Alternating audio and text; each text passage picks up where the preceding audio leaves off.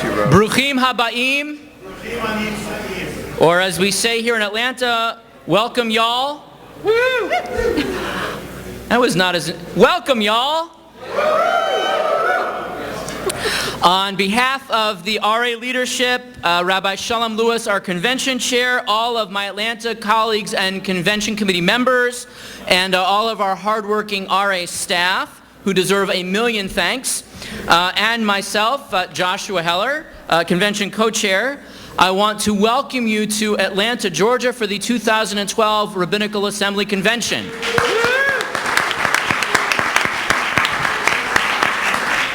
We have some turns of phrase here in the South. So for example, in Hebrew we might say, Hineni muchanum zuman, I am preparing to. In the South we say, I'm fixin' to. Means I'm going to at some point soon. We also like to say in the South, if we are proud of something, we would say, let me brag on something. So I'd like to take a moment to brag on our Atlanta community, which welcomes you here today. We are host here in Atlanta to an incredible array of institutions and colleagues you'll have a chance to meet. Our Epstein School, a local sector, continues to grow and thrive, bucking the trends. Ramah Darom, which is only about 2 hours from here, draws campers from across the Southeast. And we have 7 conservative synagogues here in Atlanta, where less than 15 years ago, there were only 3. And each of them is growing and thriving and successful. So as I look around the room, my colleague Mark Zimmerman at Beth Shalom has created a site called Cedar Audio, where people from around the world are learning davening from us. My colleagues, Rabbi Sandler and Rosenthal at the AA Synagogue, are in the process of revitalizing a flagship congregation in town and making it something new. My colleagues, Rabbi Shalom Lewis and Paul Corbell at Eitz Chaim, are in the midst of construction and upgrades, creating vibrant adult education programs. My colleague Michael Bernstein at Gesher LaTorah is creating a new congregation in Exurbia and really attracting a whole new generation to conservative Judaism. My colleagues Analia and Rabbi Mario are at Or Chadash, a new synagogue, creating a whole new flavor, which is really revitalizing our community. At Shereth Israel, our colleagues there have taken a congregation, a traditional congregation, and brought it square into the movement. And of course, I will save my own bragging for last. My colleague Rabbi Kenter and I at B'nai Torah, about a mile from here, have taken a traditional congregation, entered into the movement, and grown it from 400 to 700 families in 7 years.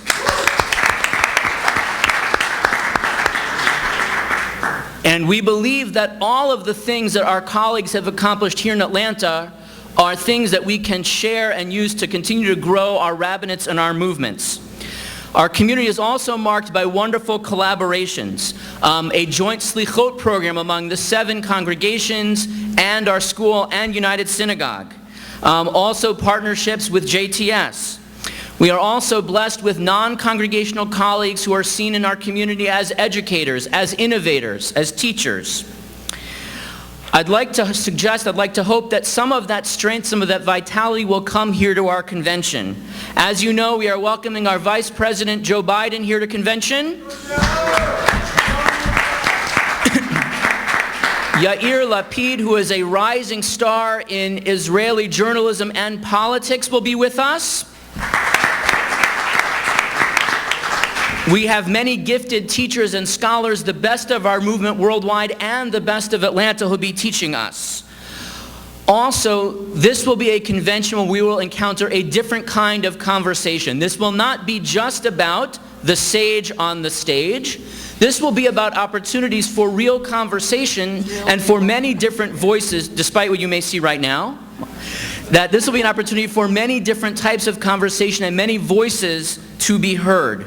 So this afternoon, in just a few moments, you're going to hear from some of our gifted colleagues who are newer to the rabbinate, have wonderful things to teach, and are able to share their voices, and most importantly, have the rarest gift that any rabbi can have, the ability to speak for less than 10 minutes.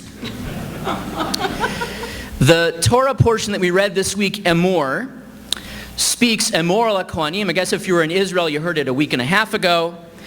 But it tells the Kohanim, the priests, who they are to marry, how they are to experience experiences of loss, and there is an expectation for them of, if you will, perfection. In their role in society, they must look perfect to the world around them.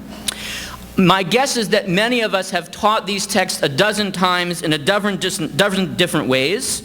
I'd like to suggest sometimes we feel the pressure that we have taken the place of the Kohanim, and we are pressured to be perfect. We are pressured. People look at how we live our lives in so many different ways, and that creates pressure for us. And yet, at the same time, we do strive for excellence. We strive for personal perfection in so many ways, and this convention is about helping us do that. So, it turns out, my grandfather was a member of the Rabbinical Assembly, Alav HaShalom. My father was a member of the Rabbinical Assembly, Alav HaShalom. Both of them were smart enough never to take on the role of convention co-chair. They also offered me the advice, always speak first, never speak last. And so what I would like to do is to now turn things over to my colleagues, but to suggest to you that there is something about this convention which is very special. That we have the opportunity to take away some very powerful lessons and messages from this convention. That wherever our rabbinates take us in congregational life, in organizational life, in a school, in retirement, that we have the opportunity to stretch and grow and to feel good about what is still possible. That we have opportunities for collaboration, to be strengthened by speaking and by listening. And that we can feel not just that we have been talked to, but that we have been heard. We are each, as Parashat Emor teaches us, striving for personal perfection, but I would suggest that that perfection is not about how others define us, but how we meet and seek out the best within ourselves through the use of our sacred texts and the use of the resources we have within us. And so I am so pleased to welcome to teach 4 colleagues who I regard as friends and teachers. And I will introduce each one of them in order. First, Rabbi Elana Zelony, who was ordained at the Ziegler School in 2009 and also holds a master's in education from the Thingerhut School, and has completed the Rabbinic Management Institute program at AJULA, has a degree in geology, and also worked as a chaplain at the Harbor Medical Center in Atlanta, and has been for the past 3 years been the assistant rabbi at Congregation Shereth Israel here in Atlanta, and beginning in a few weeks will be returning to her native coast to San Francisco, and we wish her a safe journey to begin this next stage of her rabbinate. She makes her home wherever she is with her husband Adiv and children Nisia and Magen. She's an avid reader of poetry and strives to live each day and lead her congregation by answering the question posed by Mary Oliver, "Tell me, what is your plan to do with your one wild and precious life?" And I also want to add that I have seen her be a tremendous advocate in our community for Shalom Bayit, an organization that seeks to respond to domestic violence, and that is one of the things that I admire about her rabbinate and her time here in Atlanta. And I'd like to invite her to be our first teacher today.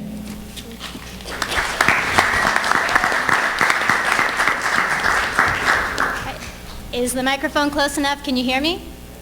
No? Okay. How about now? Okay. First of all, it is my honor to have an opportunity to share words of Torah with you today. I want to start with a story. At the end of my first year of rabbinical school, I marched into Rabbi Brad Artsen's office. He's the dean there. And I said in an indignant manner, "Rabbi Artsen, I don't think that your program is going to prepare me. I don't think I'm going to know everything I need to know to be a rabbi when I finish." And this was a very brief conversation. Rabbi Artson turned to me and said, well, if I was to give you everything you need to know to be a rabbi, you'd be here at least 10 years, and you don't want to pay that much tuition.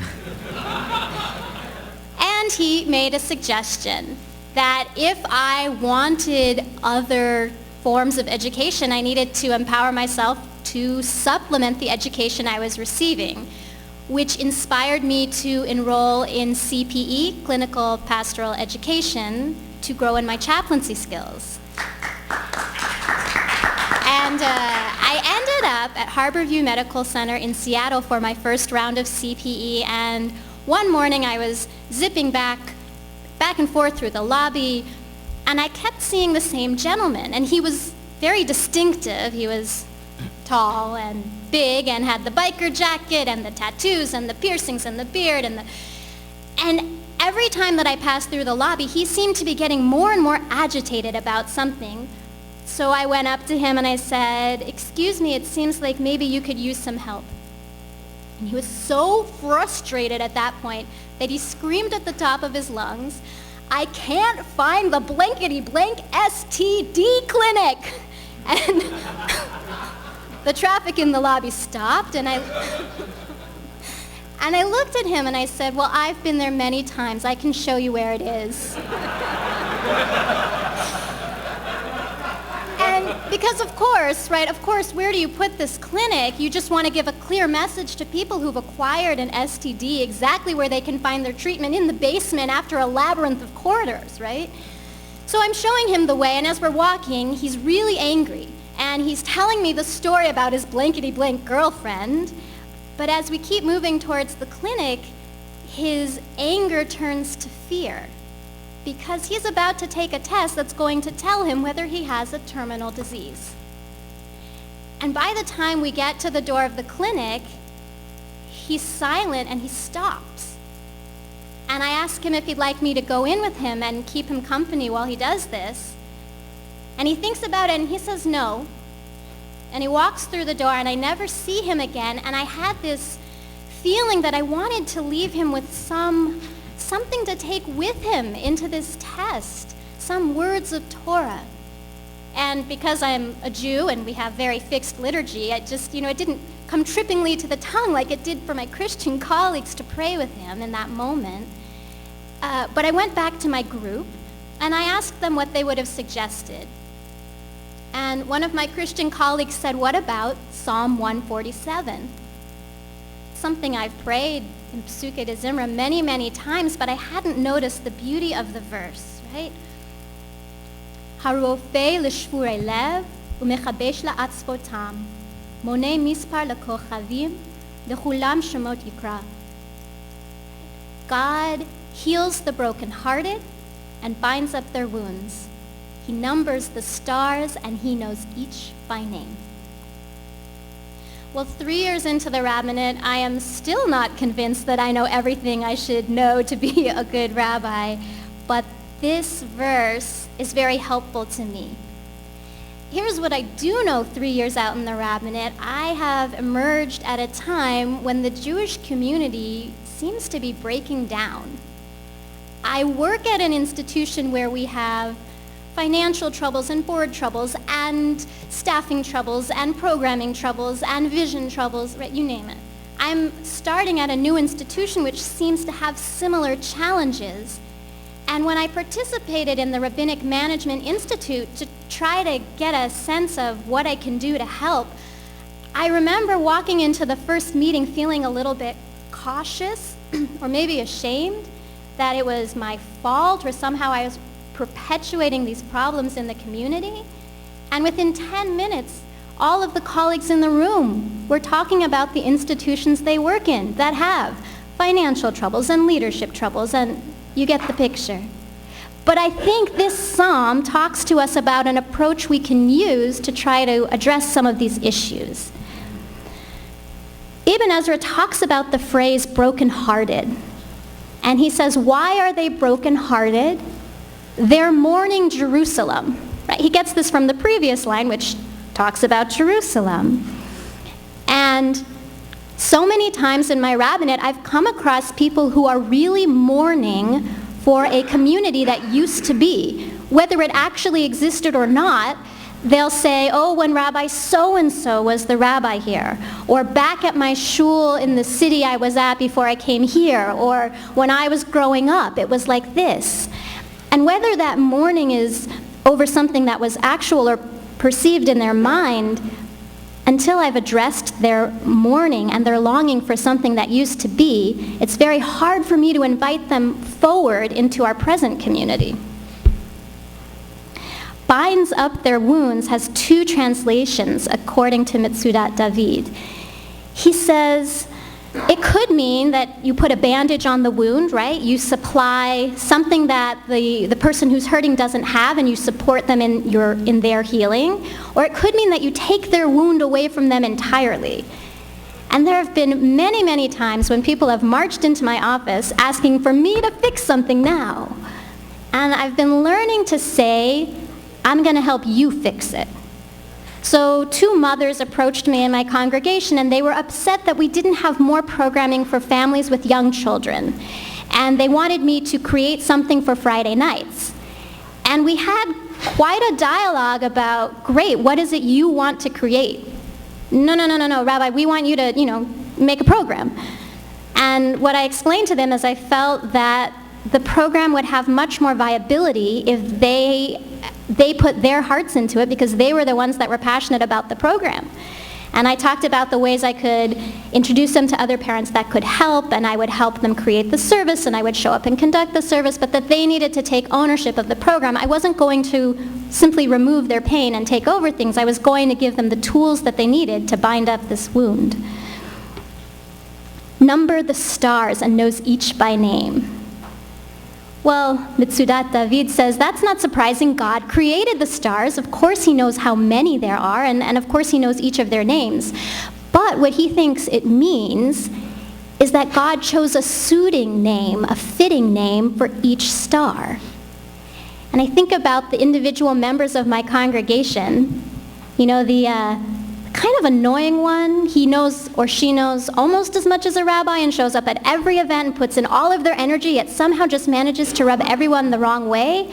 How do you work with that person to be embraced by the community and move their energy in a positive direction, right? Or the dyslexic child who wants a bat mitzvah, but it's not going to look like everyone else's, or the same-sex couple, or the newcomer to the community, or the list goes on of people who need me to help them find what their name is in the community that suits them. That's part of me being a healer and knowing each of their names. And I got some very good advice from Rabbi Deborah Newman Kamen on this one. I had reached a low point last winter, and I was distressed, and she said, you have to learn to love people where they're at if you're going to be successful at this. She said that will do 2 things for you. First of all, you'll start to appreciate what isn't annoying about them, right? You'll start to love them for what they're good at and what they have to offer the community. And she said you'll stop pouring tremendous energy into getting frustrated when they do the exact thing that you can predict they're going to do. And instead, you can put that energy into moving around the roadblocks that they set up. So knowing everyone by name, having a suiting, fitting place to help them find their niche in the community. And numbering the stars can also mean, according to Radak, he says when we look at the stars with our human eyes, sometimes we see one star, but if you look through a telescope, you actually see 2. And it's this perception of wanting to group everyone into one star, right? I know this personality type, or I know from past experience what this person will do to me. I'm going to lump it all together on one star. And what this psalm reminds me to do is to put on my telescope lens and try to distinguish between different people, even if they have similar character traits, or give someone a second chance. This is all wonderful for the people that are already involved in our institutions. But Ibn Ezra also addresses this, why the metaphor of the stars? Couldn't God have numbered the grains of the sand on the sea? And the reason that the psalmist picks stars is that they're scattered. Just like the exiles that were scattered after we were after the fall of the temple. And so what do I do for the people that are so scattered, I don't even know where to find them? They're hungering for a cultural heritage, and I've been trained and I'm passionate about offering it to them, but where do our paths cross? And here I could really use some advice. I've run a few programs that were successful and some not so much. But before we can become the one who binds up broken hearts and numbers the stars, I've come to realize that I need someone to do that for me as well, that this job is difficult. And the one place that I've found it is with my colleagues. And when I first began working, I would feel guilty to do a chavruta, or to go to a professional development opportunity, because I felt like I need to answer every email and I need to be present at every event, and that's true, that is important. But where I found someone to listen to me, to give me suggestions, to share their perspective, that was with my colleagues. And that's what brings me to the RA this year. I'm hoping to get to know more of you. I don't know very many of the JTS graduates. I don't know very many of my older colleagues who might be able to offer me some perspective on this broken Jewish world that I'm experiencing with only 3 years out in the rabbinate.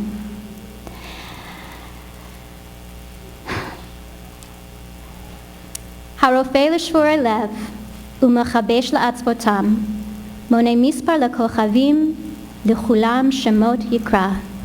כן יהי רצון. כן יהי רצון.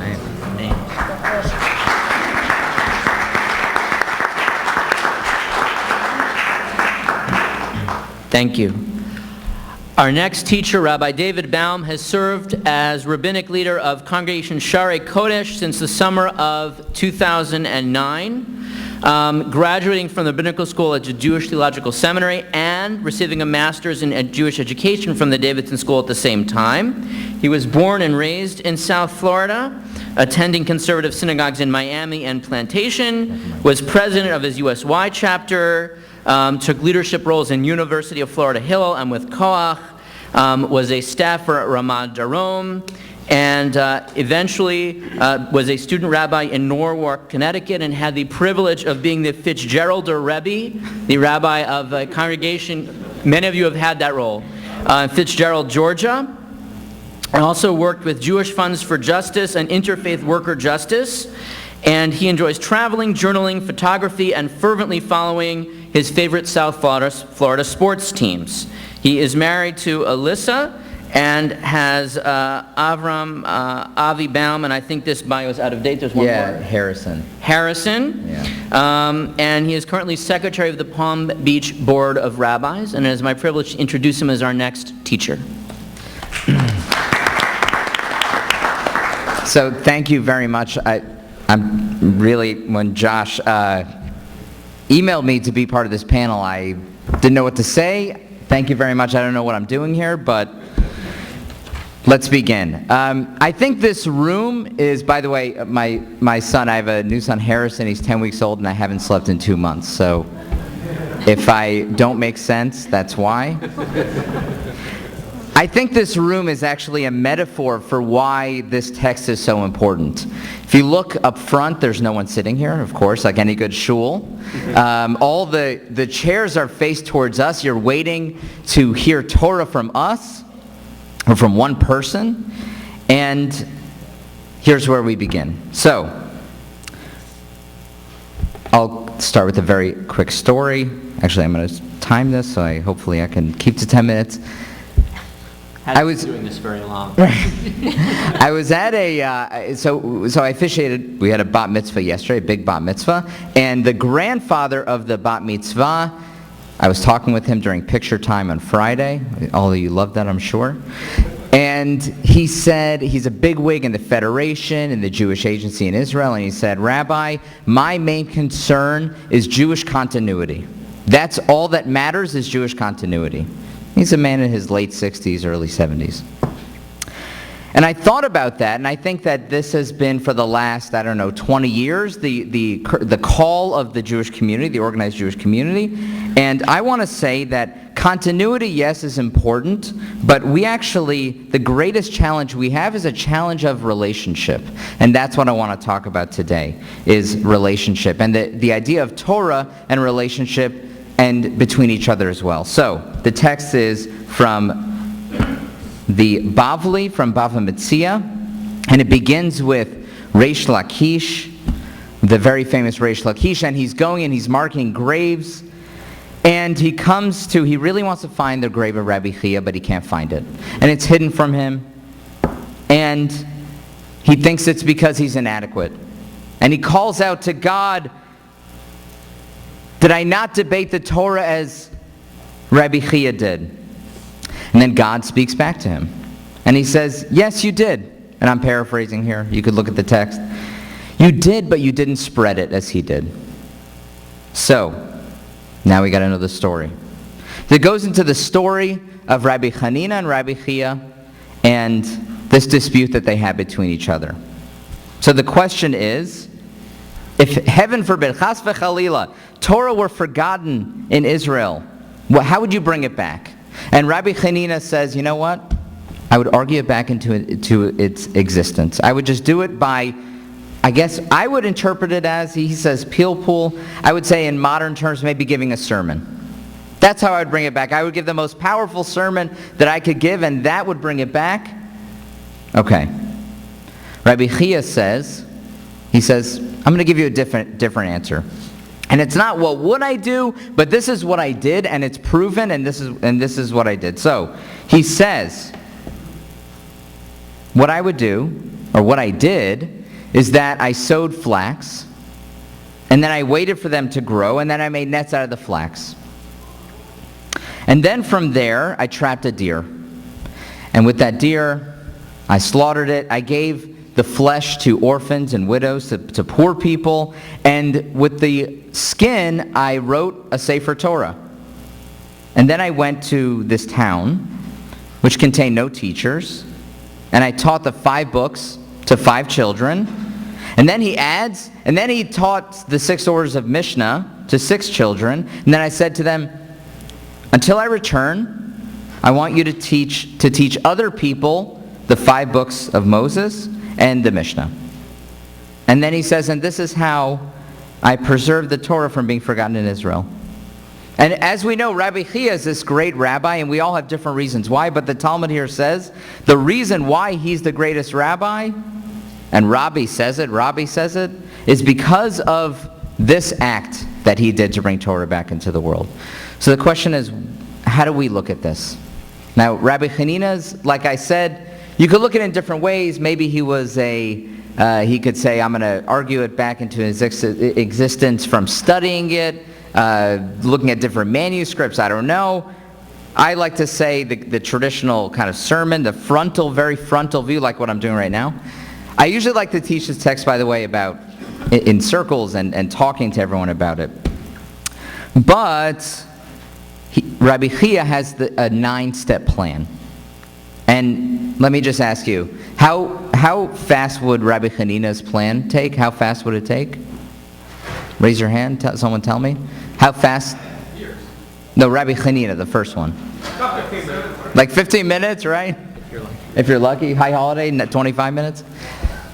Rabbi Chia, his plan, and I went through this a lot, it takes years. You have to wait for the flax to grow. You have to learn how to make nets from it. Rabbis, we don't know how to make nets. I don't know. Anyone want a shochet in here? I know that there's a couple, but in the movement, but very few. So he has to learn how to do that.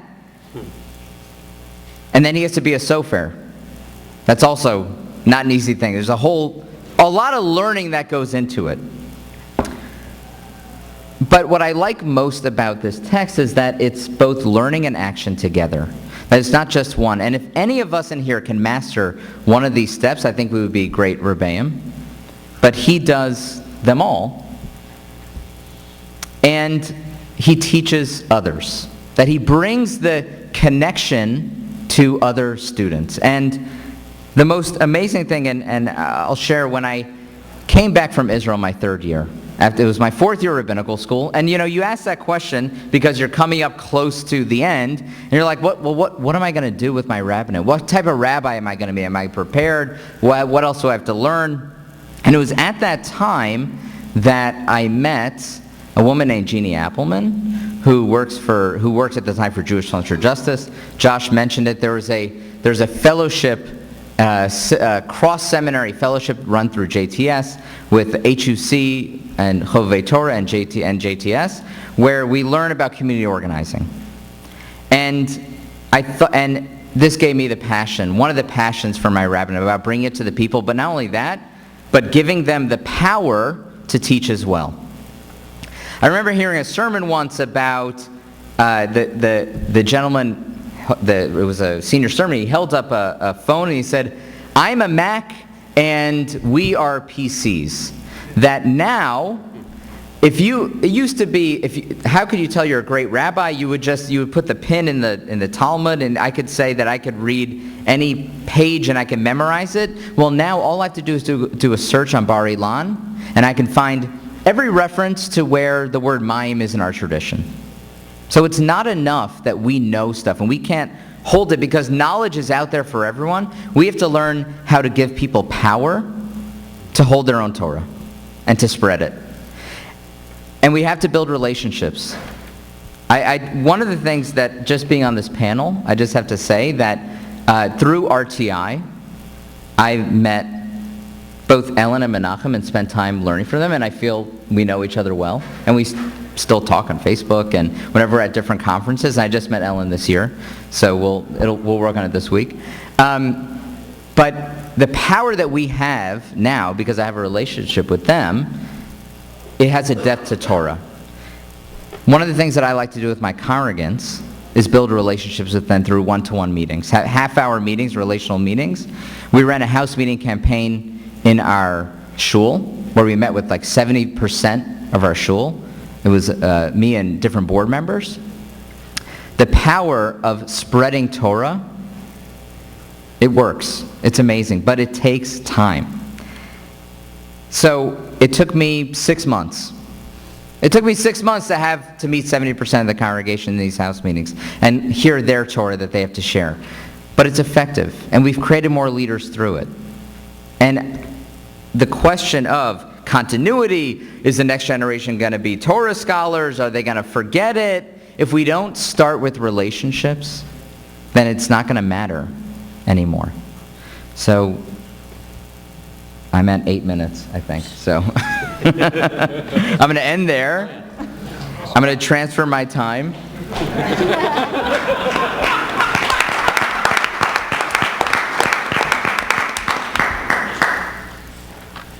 Thank you. You're welcome. Never happened before at the Rabbinical Assembly Convention. I actually started timing late. Okay.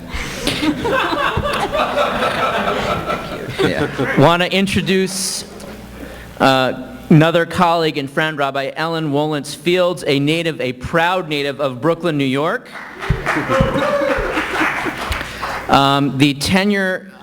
Began her tenure as the rabbi of Congregation B'nai Israel in Toms River. She is the closest woman rabbi to Lakewood, New Jersey. Only rabbi to deliver baby there. After serving with distinction a number of congregations in the Chicagoland area, she has a double degree from Barnard and Liss College, master's in Jewish Women's Studies from JTS, and of course rabbinic ordination from JTS as well. She is the chairperson of the Women's Committee of the Rabbinical Assembly, has been president of the Chicago Region of Rabbis, served on any number of Rabbinical Assembly United Synagogue task forces, was the secretary of the CJLS, and was the first woman to serve as president of the Rabbinical School Student Organization.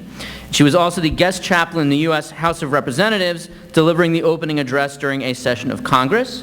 She enjoys photography, scrapbooking, and reading, and she is most proud of the love of her life, husband Jonathan Fields, and her 3 children, Cameron Elizabeth, Kobe Dove, and Samuel Peretz. So we want to welcome her warmly to share her Torah with us.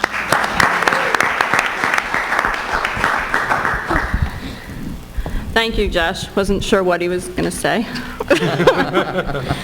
But just to talk about Josh, we were classmates. First of all, it's really strange to be the Vatika on this panel after being out for 13 years, our B'nai Mitzvah year.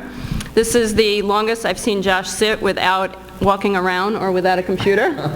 We've all grown up, it's good. Ishkoach. And if anyone else had asked me to speak, I would have said no, but it was Josh, and I never knew when the RA committee is going to ask me to speak again. So, thank you. Possibly never if you keep it up. Thanks. I have till 5:24, I'm looking. So how I interpreted what Josh wanted us to talk about was a little bit about our motivation in the rabbinate. So I think about my own motivation, and then also my rabbinate is created by those who fill the pews. We still do have pews in Toms River. And why they come. So I would love to think that they come for community. Well, Toms River is known for not only its bad water, but also its Little League team, which was actually started at my congregation. It's very ironic, by Alti Esteman of blessed memory. Someone I met today knew him. And why did he start it a gazillion years ago in the 40s or 50s? Because the churches had it and they wouldn't let the Jewish children in. The irony now is my daughter wants to join and she can't because all the games and practices are on Shabbat. So as a Shomer Shabbat person, she can't be on the team. And I listen to my congregants who are very active in the Little League team, and they never miss a game. If they have to think between a service and a game, where are they? Not in shul. If they have to fundraise, I don't know how many of you are involved with this, they have to rotate who works the concession stand. Can you imagine if we told our people you have to do something in the synagogue all the time? They would never do that. The concession stand at the baseball fields, they do all the time. I was at a Shiva Minyan listening to someone talk about the fundraiser they were having. I'm like, ooh, I didn't see you at our fundraiser. I didn't say it to them, I was thinking it. Their motivation to come to us isn't to help us with our programming. It isn't to have the community. They have their community in the baseball fields. They have their fundraisers for the softball team, for the baseball team, for the soccer league, that none of my kids can join because they're all on Shabbat. So what is the motivation for them to come? And then I think about, what is my motivation in being a rabbi? Yes, of course it is to create community, but a community that they want to come to for something unique in that community. So I always keep in mind, and I don't know if people will still think it naive of me, but for all these years later, after I guess 13 plus 5, 18, 19 years after applying or so, my motivation is still the idea that God is there. That there's this burning bush, that somebody is motivating me, something, God is a greater power motivating me to bring the people in. One of those stories I learned as a child, very in-depth, was the whole Exodus story. And that was the text that I brought, that Moses is arguing with God, I can't do this, what are you talking about? So God is calling Moses to the leadership position. If I don't think that God's calling me to the leadership position, I have to say I would lose it completely. Because the people, don't always appreciate us. And I wonder, I love you guys if you're watching it on live stream.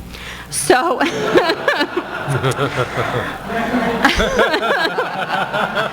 please, I want to grow old in Toms River.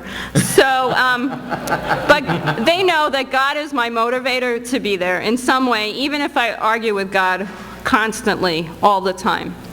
So I'm hoping that people are there for this greater power too. It's not just their coach on their team that's there, it's God. And you know, all of us have those bumps in the road, those curveballs that God throws us constantly, and you wonder why? Why is this all happening? And I know that a couple of years ago I had the opportunity to ask Harold Kushner face to face why, and he told me it was the community to give us support. But it's hard sometimes. Why do these things happen? And I often turn to this text that I argue with and is very painful, which Josh printed. Exodus chapter 4, verse 11, when Moses is trying to give excuses why he shouldn't take this position. We've all been in that position where we're trying to convince someone to do something and they're arguing they don't want to do it. Or someone's trying to convince us to do it and we just like, I'm not qualified, I can't do it. So Moses says to God, I'm not a person who could speak. Lo ish dvarim anochi, gam mitmol gam mishilshom. And then God says something that always makes me want to cringe. Vayomer Adonai elav can't read. Mi sam pela adam o mi yasum ilem o cheresh o pikeach o iver halo anochi Adonai. Who gives man speech? Who gives people speech? Who makes a person dumb or blind, seeing or blind? Is it not I, the Lord? We all have sorrows in our lives. My son Kobe, first he was born with a male problem. I thought that was the worst till the next day when he was 2 days old. They told me he had a murmur in his heart. And then by 23 months old, he was diagnosed with autism. Sammy, my youngest, at 25 months old, diagnosed with autism. Sammy now talks too much and not appropriately. And Kobe talks in his own way. So how do I pray to God each day and then read this and say that God gave him speech? Or Dafka didn't give him the speech that other people gave Kobe. And honestly, I've wondered if it's worth to be in the dialogue, in the monologue. I have a lot of students that, we push them so hard to think, and then suddenly I have a lot of Hebrew high school students, maybe you do too, who suddenly I don't believe in Judaism and I don't believe in God. So when they argue with me, I say, great, but you're still in the debate. And I continue to be in the debate, and they're in the debate. We pray as a dialogue, as a monologue. One of the motivators in my life for my theology, I have to admit, was Judy Bloom. Are you there, God? It's me, Margaret. Because sometimes you feel alone in life.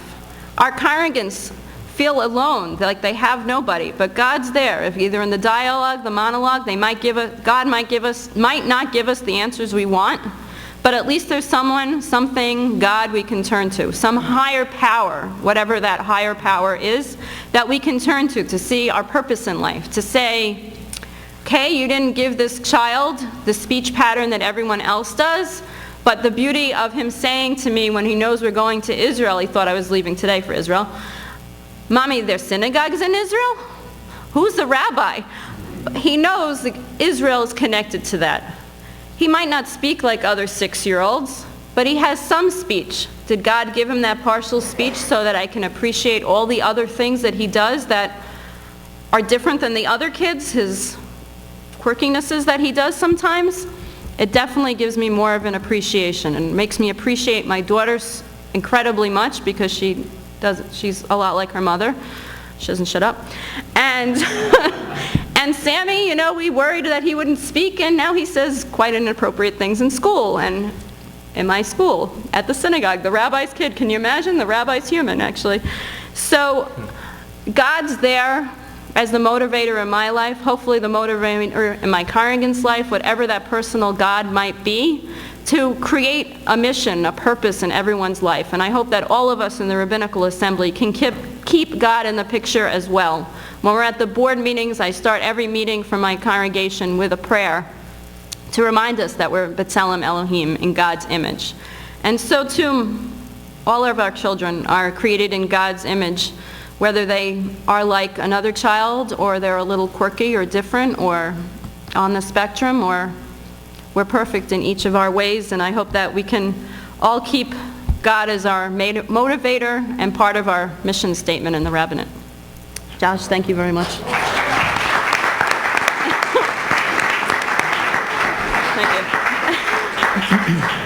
Thank you. Our fourth speaker, Rabbi Menachem Creditor, is the spiritual leader of Congregation Netivot Shalom in Berkeley, California. He is the founder and one of the dreamers of Shefa Network, the Masorti conservative movement Dreaming from Within, chair of Bay Area Masorti, international co-chair of Rabbis for Women of the Wall, and author of The Tish, a published author, a musician who actually still issues CDs, which is actually very quaint. He's on iTunes also on the gospel. Also on iTunes. Widely published, widely read, widely respected. I've always thought of him as the hairy man of faith. And so it's my pleasure to introduce Menachem Creditor.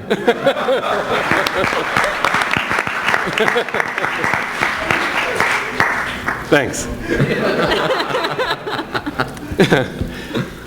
So what I wanted to share was my interpretation, a response of the charge that Josh honored me with to join this panel, which was a text about which I'm very passionate. This is a text that I didn't study in rabbinical school. I'm not sure if many of us are familiar with it.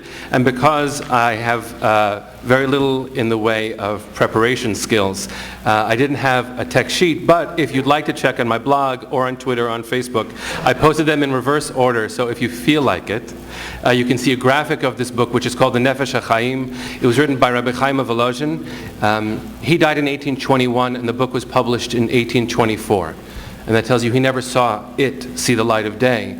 He actually dictated it on his deathbed to his son, Rabbi Yitzchak. The reason this text moves me so much, and I owe Dr. Jacob Meskin in Boston a tremendous thank you for sharing this text with me, is because it introduced me to a theology that told me that each one of us is incredibly important.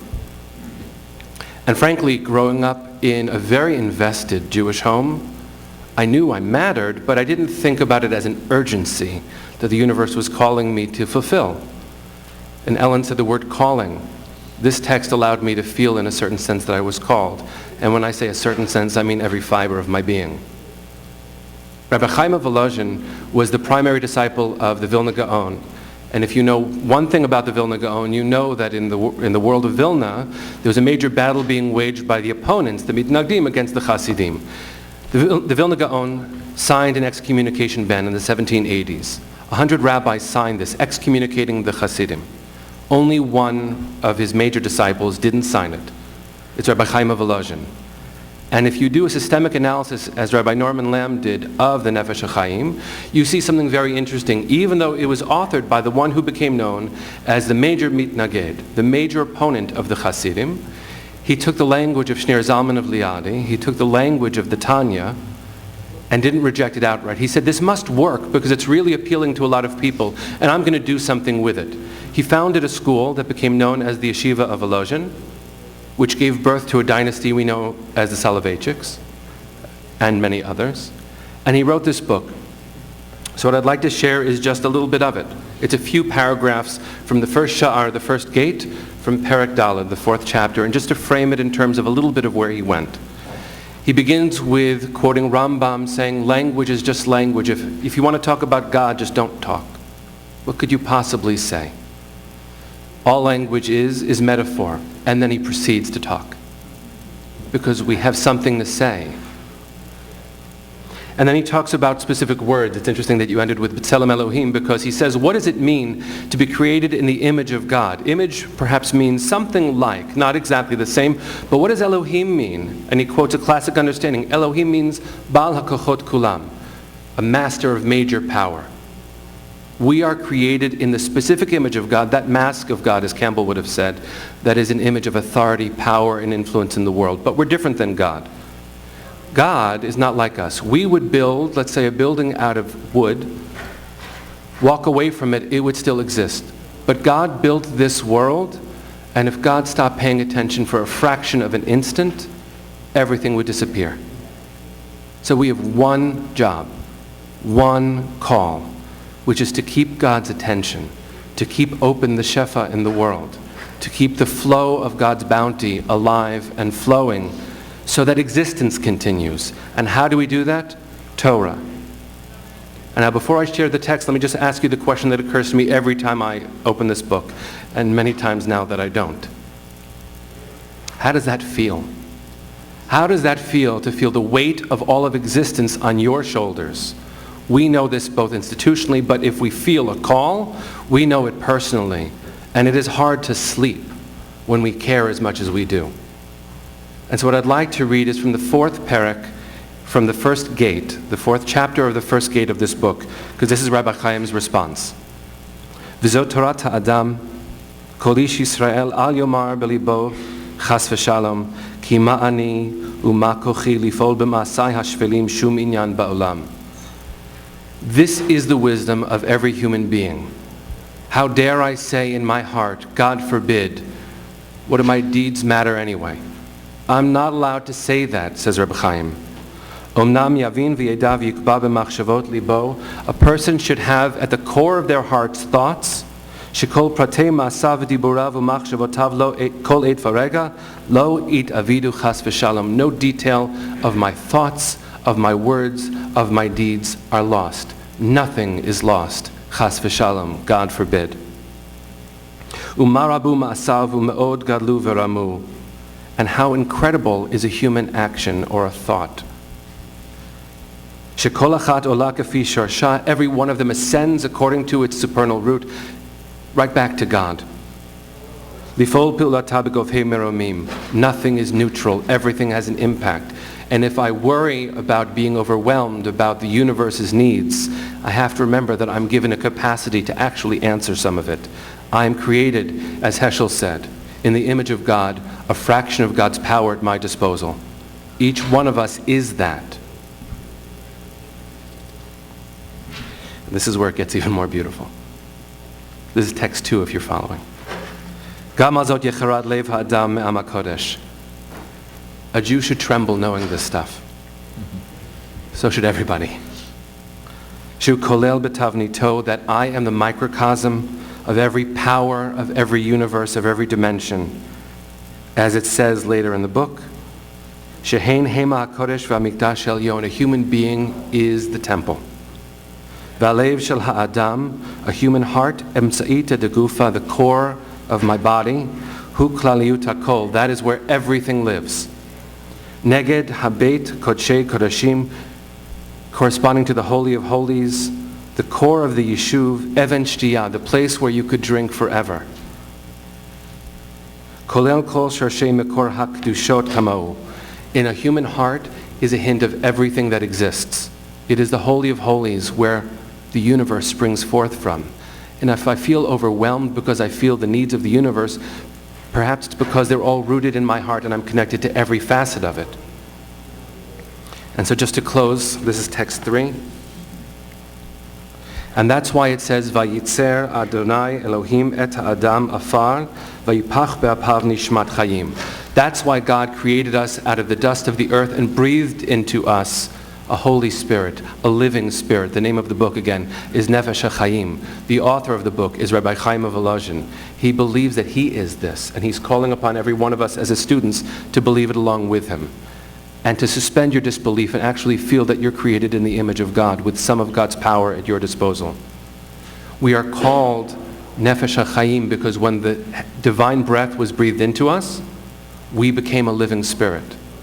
And if you want a pop culture reference, and if you want to see a visualization which will be all inadequate, toward the end of the first Matrix movie, when Keanu Reeves' character can see the code from which the world is created, no matter how illusory the world is, he flexes and the world flexes with him. Just for a moment, and boy am I there with you sometimes, where we worry about our capacity to answer these needs. Just for a moment, close your eyes and imagine the code of the world somehow connected to the wisdom we inherit and embody and flex and breathe. Because if we could do that, can you imagine the ripple effect in the world if nothing is neutral and everything connects through heaven back to the world?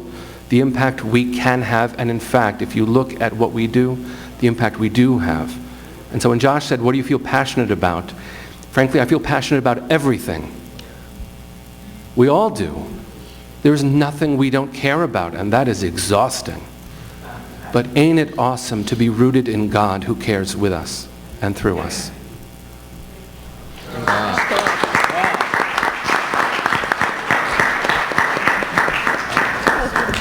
I want to thank our panelists for sharing not only of their Torah, but very meaningfully of themselves this afternoon.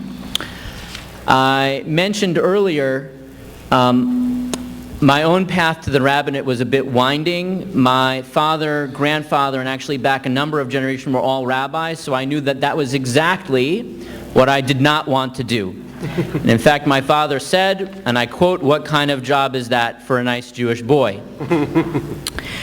And so what I'd like to do is share a closing thought, again rooted in this week's parasha, about what it means for us to be rabbis, not in a previous generation, but in our own.